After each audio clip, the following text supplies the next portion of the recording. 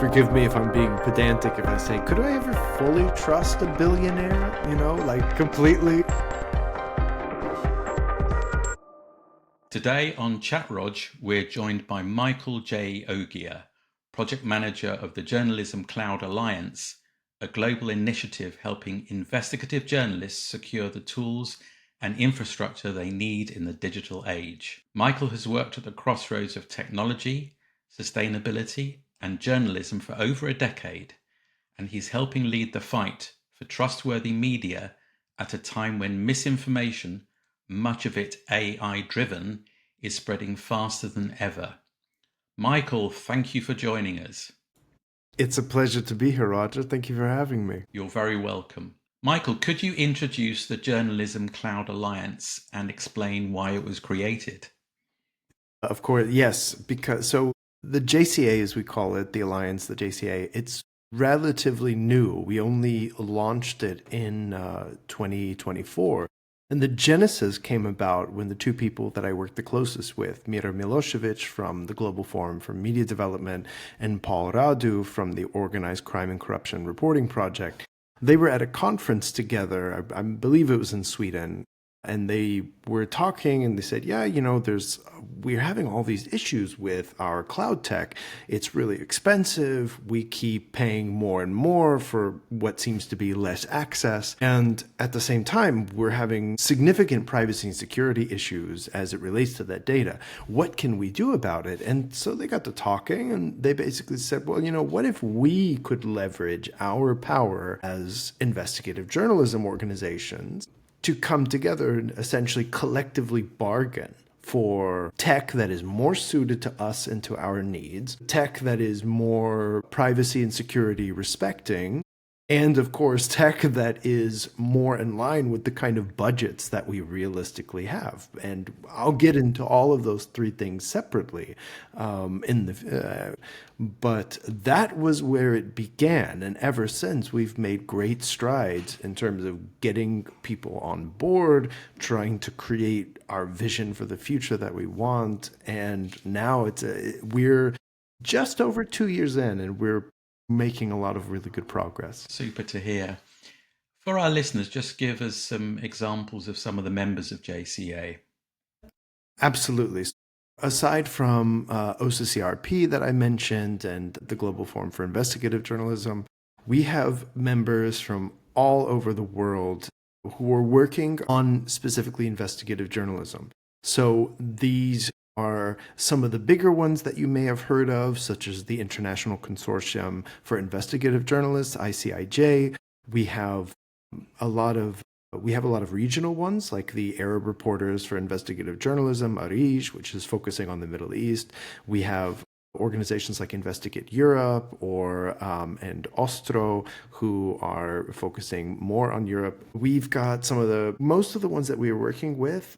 They may not be household names like CNN or the BBC, but if you're looking into especially anti-corruption work, if you're looking into anti-crime work, then a lot of these are there, such as Forbidden Stories or Mnemonic. Also, Bellingcat is part of the JCA. And in case you're, for instance, in the Balkans, where I am, then Balkan Investigative Reporting Network, BIRN, is part of our network as well. So, needless to say, we keep growing as a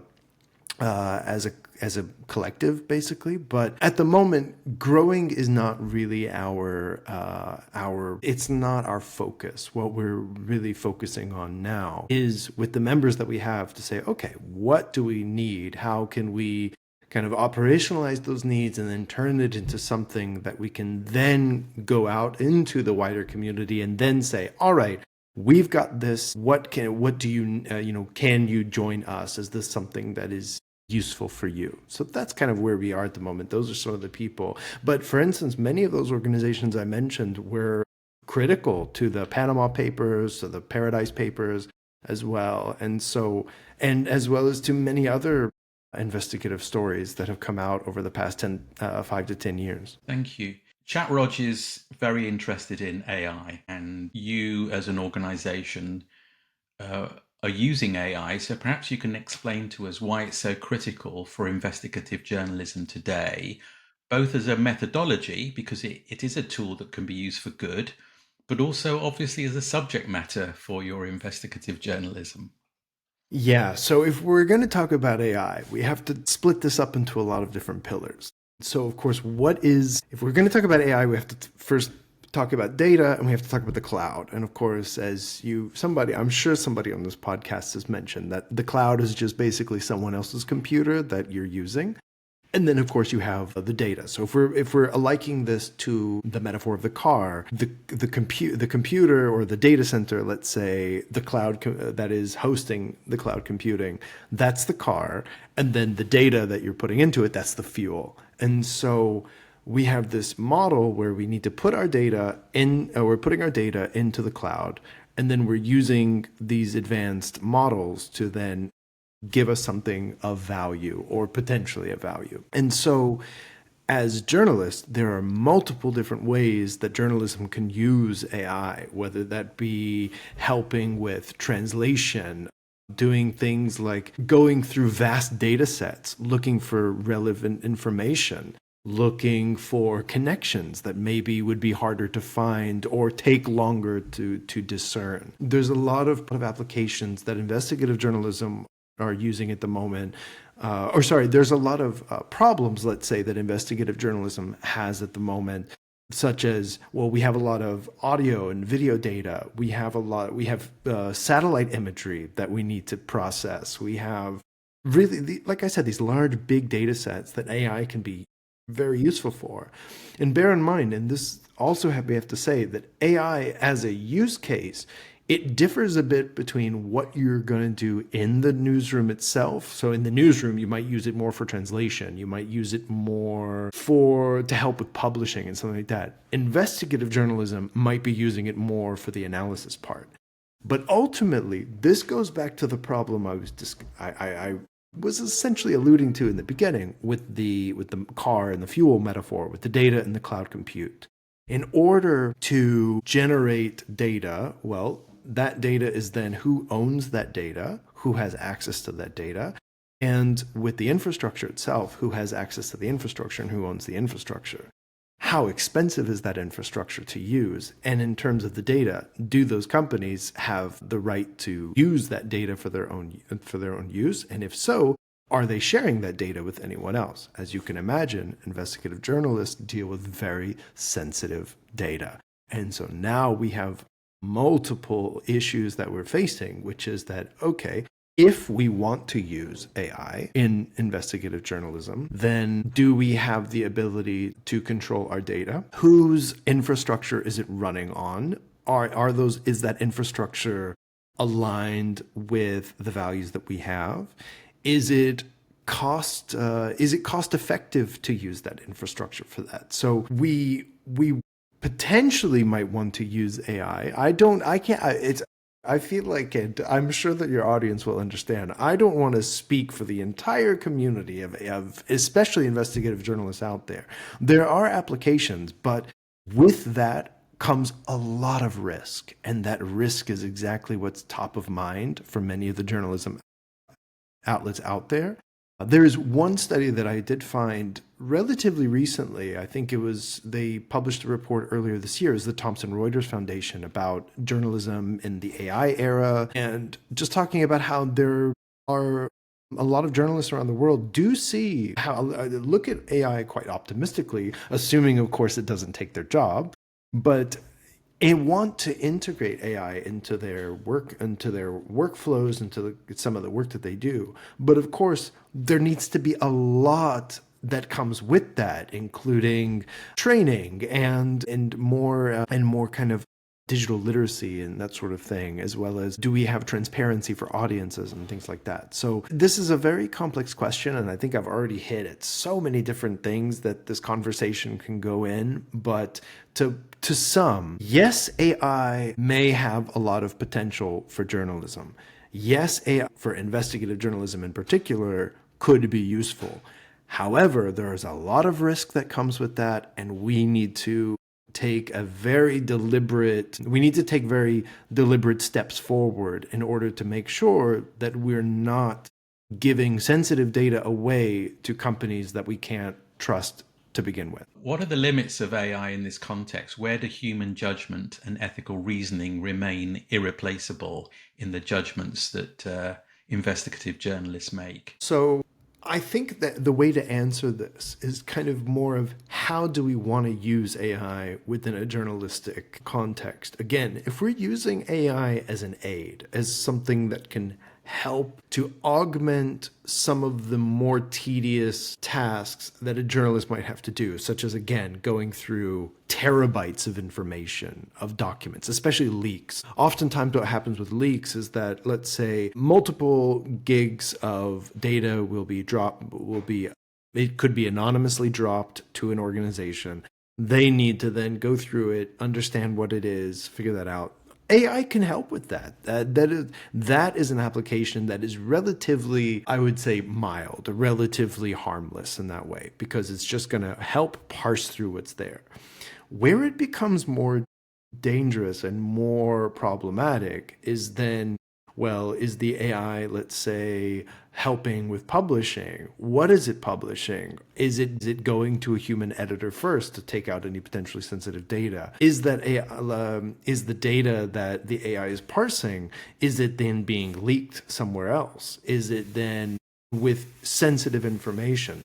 Sometimes information that is shared could have, there's a leak of multiple gigabytes of that is trying to expose police corruption in X country.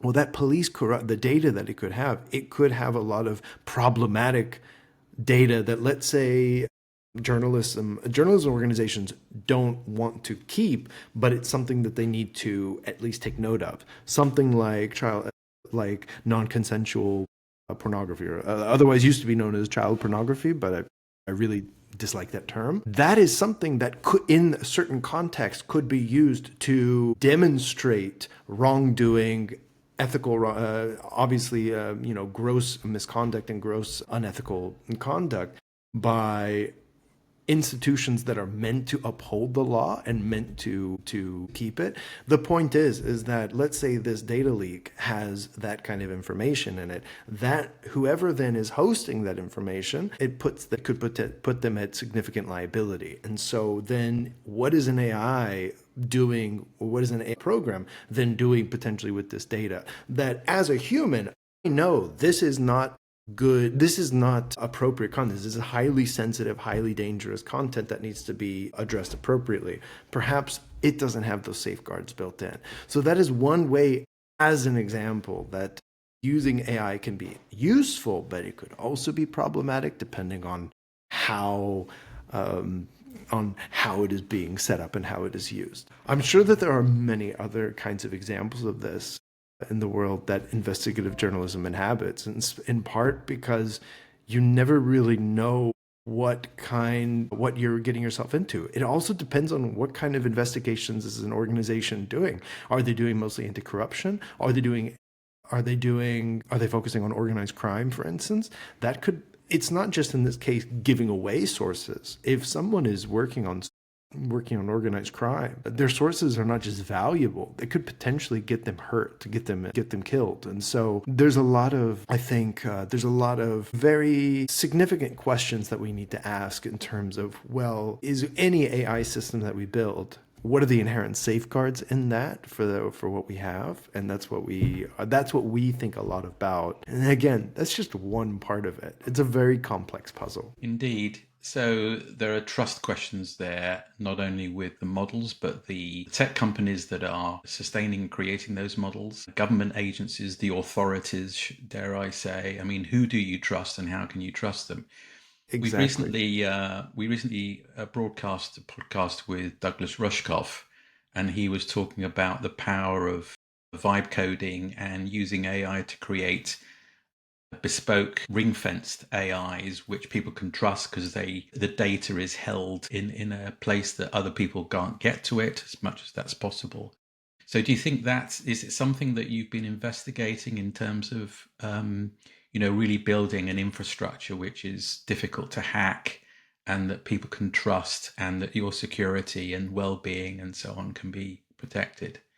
That is a central question that we're exploring at the moment, actually. I mean, it's what the Journalism Cloud Alliance would like to do is, I always say this is one of the easiest jobs I've ever had, just because I can finally describe it in such a few words, in such few. And one of the things that we're trying to do is essentially create or build a cloud for investigative journalism or for public interest causes in general. And of course, part of that cloud component is creating infrastructure that would be federated so that we're not putting all of our investigative journalism eggs in one basket for one hacker to come in and say, okay, now we have all of these different investigative organizations, investigative journalism organizations, who all of their data is on this one server in this one country. Come, attack it, steal it, cripple them.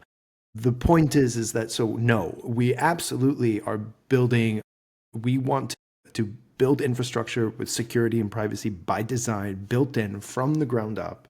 We want to ensure that it's not just secure in terms of its cybersecurity, but we want to help lower the overall risk profile for all of these organizations that we are working with. And as an extension, and again, because this podcast is so focused on AI, of course, making it so that we have enough compute power to integrate AI where needed. And maybe integrate is the wrong word. It's more about to be able to build AI applications outside of the existing models that are owned pretty much by big tech organizations or startups funded by big tech, and be able to build those in such a way that their remit is so limited that, yes, they might be able to sort through multiple terabytes of documents, but they can't really do anything else.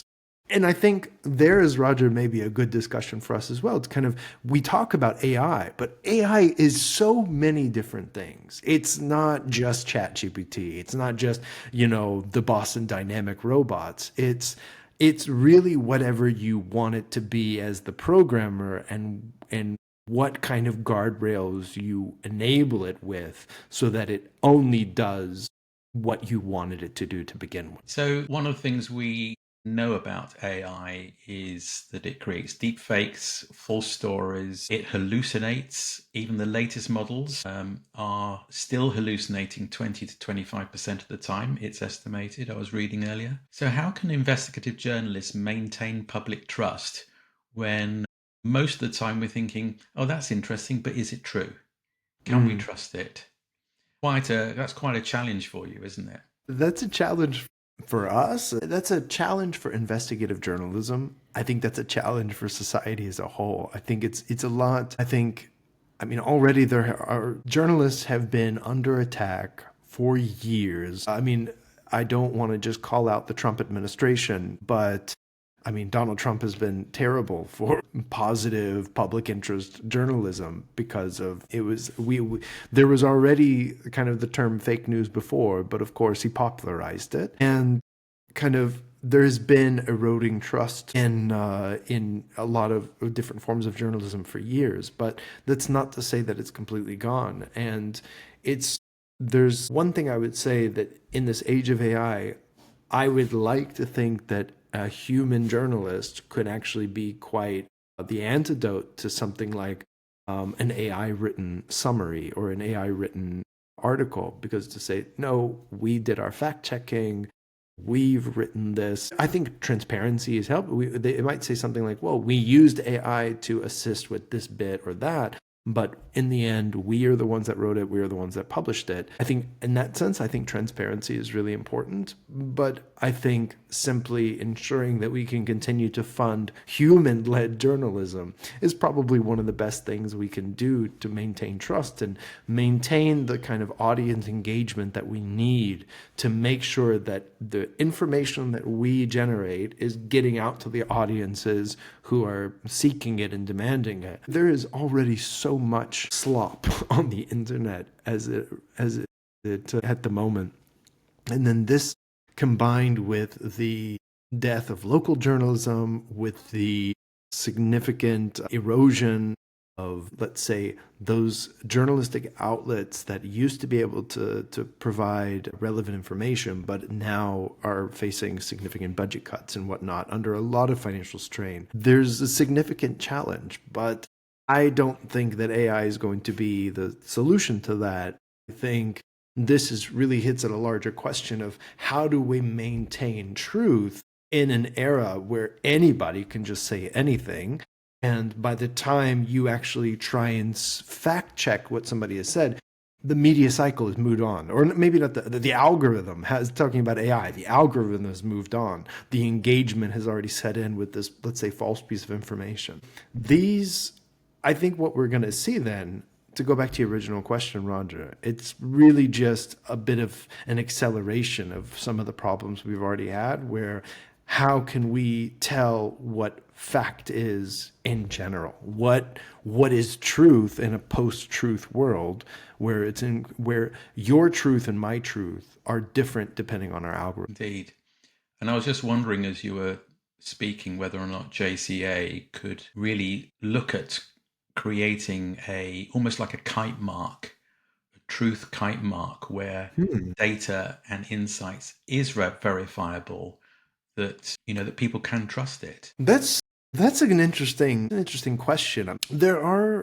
There's at least one, if not more, of those kinds of initiatives that already exist. One that comes to mind is the Journalism Trust Initiative, and I think it was originally created or in partnership by Reporters Without Borders. But at least from the JCA's point of view, at the moment, we're really only focusing on the infrastructure. We're only focusing on, well, where, kind of how can we have what can we do to make cloud infrastructure, cloud services cheaper for investigative journalism in order to support the kinds of investigations that we're doing and kind of ensure that public interest information can continue to get out at a time when it is becoming increasingly more expensive and harder to do. That's kind of more on our focus, less on the content side. Although all of these are puzzle pieces that fit together with this much wider conversation of where is our technology going? And again, what kind of impact does it have on societies as it relates to truth and finding reputable and correct information and that sort of thing. I'm also wondering whether enough ordinary readers, consumers of news, understand and care enough. Many people just want to be entertained on their way to work, don't they? Or when they're having their breakfast. I mean, there's a bit of a sales and marketing thing here to try and get to people, look, guys, if you want the truth, we'll make it interesting. We'll make it entertaining for you.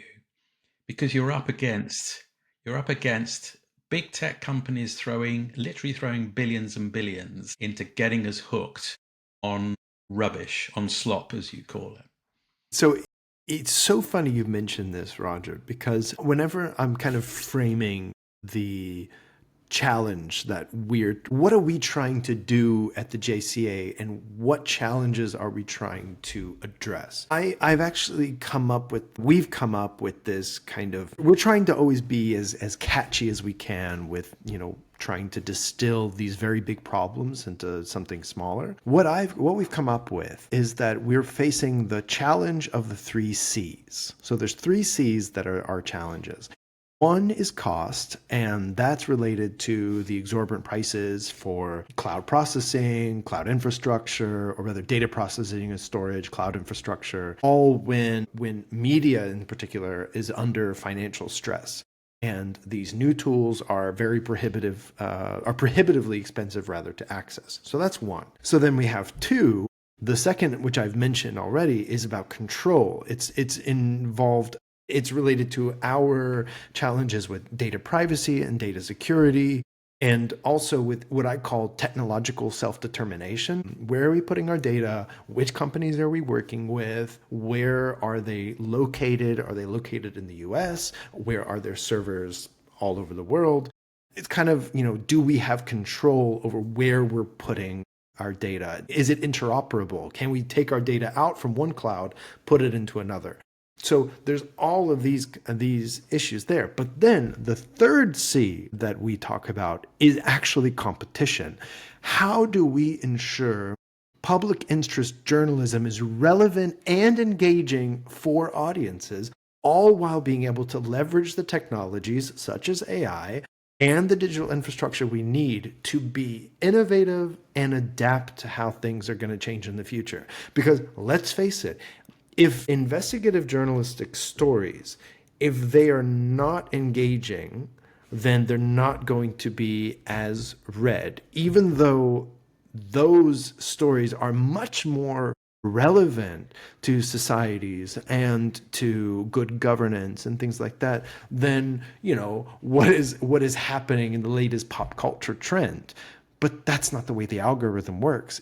We've tried and tried to get companies to prioritize public interest news, public interest information over other kinds of content that are out there, and it just doesn't go anywhere, these conversations. Or it goes a little bit and then it doesn't go far enough. So how can we do the work that we need to do if we don't then have the tools needed to do it? And so this is very much an issue that we're facing. We need a lot of processing power to do those kinds of things. The New York Times is a great example of how this can look, for instance. And just to throw them out there off the top of my head, they're always doing really good data visualization stories where, like, they did one, I think it was a couple months ago, on migration, just showing kind of where people migrate from. That is really great content. It's very informative content. And I mean, at least they have a really good reputation. So depending on your political leaning, I would like to think that most people would say, okay, this is a trustworthy source of information.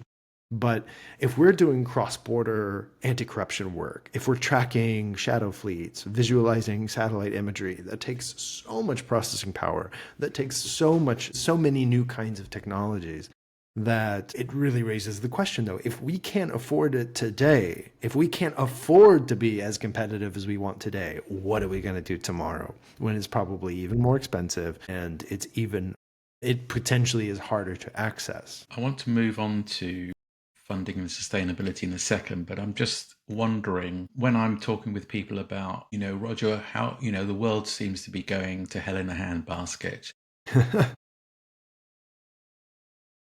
When are enough people going to stand up and be counted for truth and morality and all the rest of it? My answer invariably is when it gets bad enough for them and not their neighbors. So I'm just wondering if, when it comes to people engaging with your investigative journalism, that maybe it has to be targeted where people are suffering the most. So people want to know the truth because they're under a brutal regime or they're suffering for all sorts of reasons. Of course, then you've got the problem of getting sites blocked and all the rest of it. And I'm just sort of leaving it hanging there, unless you've got Yeah. a thought about, can we focus it on where people really want to hear the truth because they don't trust the state? Or And the thing is, I think a lot of that kind of information already exists. I think some of some of the challenges we deal with that, it's more of, can we get the information that is out there to the people who need it? And now, I mean, again, going back to infrastructure, not necessarily to servers and data centers, but now talking about cross-border links and kind of, do we have one internet or multiple intranets? So I've done a lot of work in my past on internet policy as well. And of course, now there are so many different walls that have been, like digital walls that have been, and barriers that have been put up, so that if you don't have a VPN, a virtual private network, then you're not necessarily able to access a lot of different kinds of content. And this happens for multiple reasons, some of which are related to government censorship. Other times it's commercial. It's just like, well, we're not enabling this content for this particular country, but it's enabled there. So I think that just to talk very briefly about this, I think that we are experiencing a lot more. So we're dealing with algorithmic segregation, and we're dealing with let's call it infrastructure segregation, or maybe it's not infrastructure, maybe it's just traffic segregation, digital traffic segregation, of how we're exposed to different things. Which the way I would go with that is that, well, what is this doing to culture? What is this doing to societies that are built on shared narratives, on shared cultural meanings, and instead we're just having these hyper individualistic notions of reality, of truth, of experiencing the world. That all is, to me, highly problematic as well. And it's going to place further strain, I think, on our governance systems. Because ultimately, if we're talking about information, journalistic information, we're talking about factual information, we're talking about putting something out there in the public interest, it's all so that we can create more open, more transparent, more democratic societies, or in whatever way. Of course, not every society out there is a democracy, but ultimately, how can we improve life for people? I think transparency, shining the light on that is a really important way to do that. That helps impact policy, it helps impact regulation. But if we're not able then to do that, then we have much bigger problems than just who is reading our journalism. Going back to costs now. So historically, journalism, a lot of journalism was profitable because of advertising. And of course, the big tech companies are profitable because of advertising, most of them. Now that ad revenue has shifted to these tech platforms, how do you see the future of investigative reporting being financed? And here's some obvious options: philanthropic funding. Mm-hmm. Can you get enough people with lots of money who actually don't like the world that we're creating for children and grandchildren? Public subsidies, where governments still have a moral compass. Membership models, so we pay, those of us who want to read the truth, pay for it, or other ideas. What are you exploring here? What are the funding models? So I would say all of the above.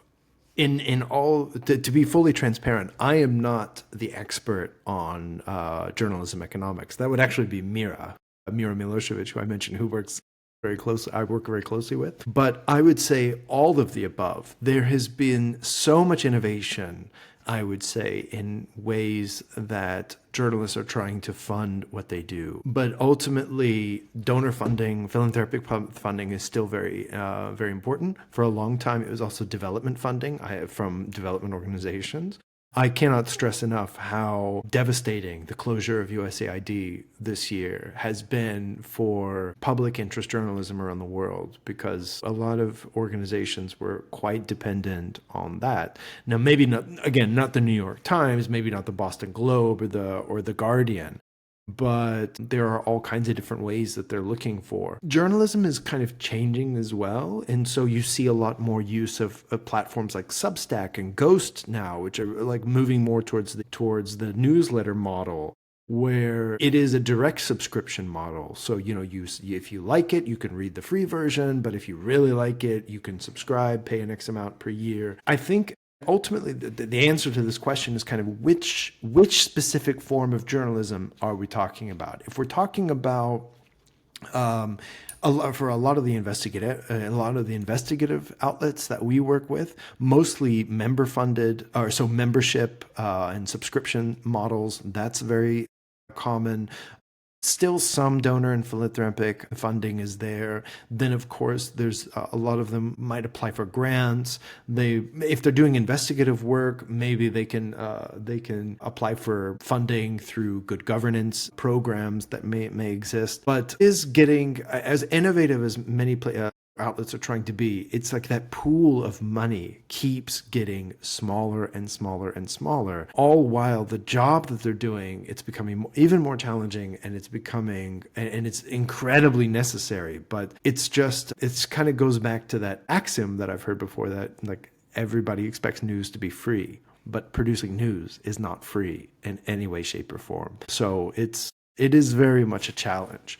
But I guess the last thing I'll say here, Roger, on this is that if then we can cut some of the money that we're spending on our cloud costs, that can help significantly. We actually did an audit of all these different organizations that we've been working with last year, and we found that for most of them, they're spending anywhere between 15 and 20% of their entire budget just on technology. So if that's a fifth of their budget, entire budget, if we can reduce those costs, that is significant savings that they can use then to hire more journalists, spend more time chasing, following stories, etc. So this is very much for us This is why ensuring that investigative journalism can be more competitive, ensuring that we have more control is important, but cost is really, I don't know if I can say it's the most important, but it is definitely the primary reason why we're doing this. We need to bring these costs down. When I work with business leaders, we get to the money question, or profit, I should say. I say to them, why are you in business? And often they say, to make a profit. I say, okay. So profit generates cash and that sustains your business. If we take a human analogy, can we both agree that we need to breathe oxygen in order to live? Yes, I will agree with that statement. Okay. If you're a deep diver, you can hold your breath for up to 10 minutes. That's about the world record. But after that, we're all dead. But who gets up in the morning looking forward to a day's breathing? Money is not the reason we do things. Money is a means to an end. And that end is, has to have a moral purpose in my opinion.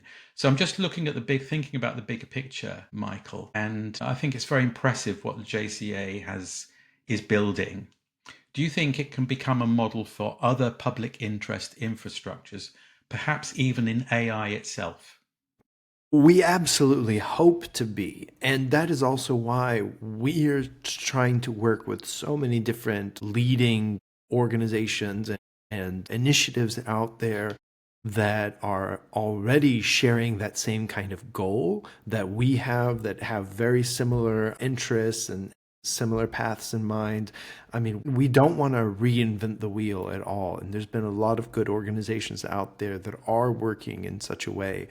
But yes, I mean, the answer to your question is an unresoundly yes. We definitely want to be that. And it even comes back to our discussions that we have about our name. We're the Journalism Cloud Alliance. Eventually, do we want to just be for journalists? The answer is, well, hopefully not. Like if a university or a library wanted to take part in the work that we're doing, they would be more than welcome. And ultimately, for us, it's not about journalism, it's about the public interest. It's really about public interest. If something or someone out there is working on a public interest cause, we want to be a solution for them. And that probably won't be over the next year necessarily. I don't have a specific timeline, but over the next 2 to 3 years, maybe that's a kind of a window that we can be looking at to do that. We hope anyway. What can our listeners, everyday people, or technologists, academics, policymakers, people in AI, bankers, investors, what can we all do to support investigative journalism and the JCA in particular in this critical moment in our history? It's a wonderful question. I think the best way you can support the JCA is to support the members who are composing the JCA. And one of the best ways to do that is to support investigative journalism, especially if you are familiar with the members, which the members are on our website. If you're familiar with the work they do, make a donation, subscribe to their, it's essentially the best thing you can ever do is it's like you vote with your dollar or you vote with your pound is a kind of a common expression. It's one of the best things you can do in this sense to support is to ensure that they stay in business or stay operating, because most of these are nonprofits. I mean, they're nonprofit organizations, so the money that they get is reinvested back into the organization itself. So that is one thing that they can do. Number two, I would say, is share more stories from investigative outlets. Like, of course, it's not just about supporting them to keep the lights on. It's also about making sure that the information gets out there to the people it needs. And they do stories ranging from all kinds of things, from large international cross-border things to much more hyper-local ones about things that are going on around. So I would say supporting them financially wherever possible, sharing their stories, the communities that need them with the people that be interested, and maybe asking yourself as well, well, what kind of, especially going back to the ethos of the infrastructure that we're trying to address, kind of where is your data going? Which of the big tech companies are you feeding with your data as well? Because all of this is quite interconnected, whether it be with the infrastructure, with the algorithms that we use. It's all, a lot of it's under the umbrella of AI, to be honest, Roger. So it's kind of like, well, what are we doing with our data? What kind of information are we getting? Which places is it coming from? And what kind of world are we ultimately all contributing to? And which is where we are at the moment. And that's kind of where we are. There's a lot more work to be done. Thank you. And I'm remembering that there is a sector who absolutely does require the truth and unadulterated facts, and that is the investment sector. That So, is very true. and half of them are not really thinking about investments in AI and are just following the crowd. But the smart ones, they've all put sell options on, Hmm. because they're all waiting for a crash, which will make the dot-com bubble look like a party popper. But I want to finish by asking you what I call the future perfect question. I don't know if you've ever come across that. It's from No. an approach, a psychological approach called solutions focus. And this is for you, for the JCA, and for our listeners. I want you to imagine that when you go to sleep this evening and you wake up in the morning and a miracle has happened. The JCA is fully funded by a billionaire benefactor who you trust absolutely, that you have an audience of hundreds of millions reading your stuff. What will that look and feel like, and how will you know that you've achieved your purpose? Well, of course, I love this. I love this question, and forgive me if I'm being pedantic if I say, could I ever fully trust a billionaire? Like completely in that. But but it's funny because we have like our kind of mission statement or like our vision statement of like what we would want. But ultimately, let's say, okay, we've got this money, we've got this momentum. Like, what could we do? We would want to have our own infrastructure that we own that is working for investigative and public interest causes around the world. It is secure, it is safe, it is private, it is federated across multiple servers so that it is good to go, it is good in case it's attacked, and it is supporting the incredible work that investigative journalists around the world are putting their lives at risk for in order to get the good information, the transparent information, highly fact checked and highly researched information that is meant to support public interests, interest causes around the world.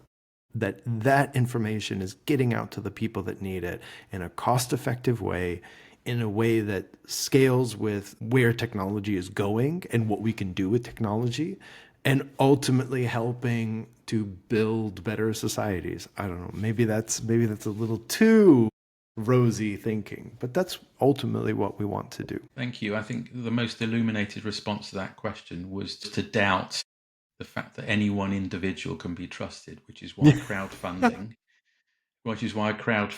and micro donations, I think, are the solution to all of this.